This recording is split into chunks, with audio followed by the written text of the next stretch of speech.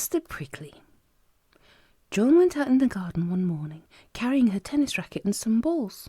She meant to have a fine game all by herself on the tennis court. She lifted the net that ran all round the court, and then she stopped in surprise. Something heavy was caught in the edge of the net. Whatever could it be?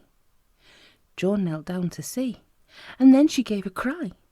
"Mother, come here! Some little creature's rolled itself up in the bottom of the net and can't get out." Mother came running to see. "Oh, it's a hedgehog," she said. "Poor little thing. It must have come hurrying out last night to look for special toadstool it likes, or some slugs and beetles to eat, and has run into our net.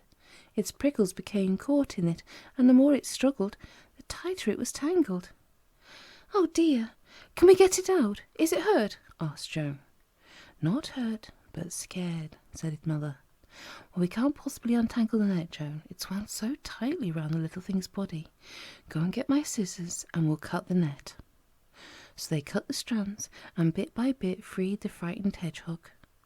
At first he didn't move at all, and then he suddenly uncurled himself and looked at Mother and Joan out of the bright little eyes.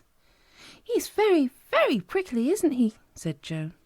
"Why does he grow so many sharp prickles, Mother?" "Because no enemy will eat a prickly animal," said Mother.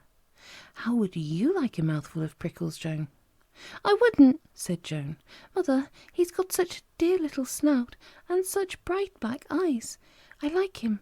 I'd like him for a pet." "Well, he wouldn't be a very cuddly pet," said Mother. "And also, I don't expect he would want to stay in one place. He'd soon wander away again." "What does he do in the winter time?" asked Joan, feeling how sharp the hedgehog's prickles were. "He makes himself a warm little bed of dead leaves and moss in a hole in a bank," said Mother, "and he sleeps, and he sleeps, and he sleeps." "Do you suppose he's hungry?" asked Joan. "Oh, look, he's quite uncurled himself now and he's running about. Can't we give him something to eat?" "Hedgehogs love dog food," said Mother.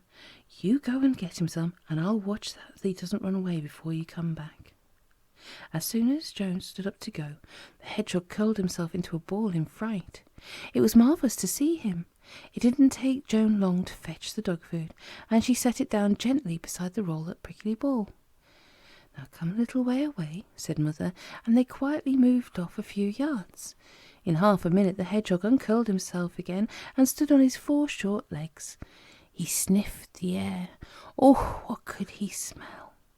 He ran over to the food, and to Joan's delight he began drinking the water greedily and pulling bits of the meat out to eat. "Now listen, Joan. I believe if we put out a saucer of fresh food each day, we would perhaps get Master Prickly to stay with us," said Mother. "He seems really very tame. Shall we try?" Well, it was just as Mother said. Master Prickly, as they called him, was very tame, and he soon became used to Mother and Joan. He looked for his saucer of food each day, and every time Joan put it out, she placed it just a bit nearer to the house, so it would be easy to see the hedgehog from the windows. "He's a real pet now, isn't he, Mother?" said Joan one day. "I'd like him to be mine, and pay for his food myself." "Well, you can if you like," said Mother. "Look, here comes Granny. Granny, come and see our pet hedgehog." Granny came over at once. "What a dear little fellow," she said. "Would you lend him to me, Joan, just for a night or two?" "Whatever for, Granny?" asked Joan in surprise. "Well, my cellar is full of horrid little beetles," said Granny. "They come out each night, and Cook won't go down there to fetch anything then, nor will I. We can't bear beetles."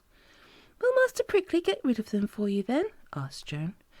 "Good gracious, yes," said Granny. "He'll gobble them all up in no time. If you lend him to me, I'll pay you 6pence a time. That will pay for his food, won't it?" "Oh, then Master Prickly will be paying for it himself," said Joan, very pleased. "He'll be earning his own living. Prickly, what do you think of that? Aren't you a clever hedgehog?" He certainly was.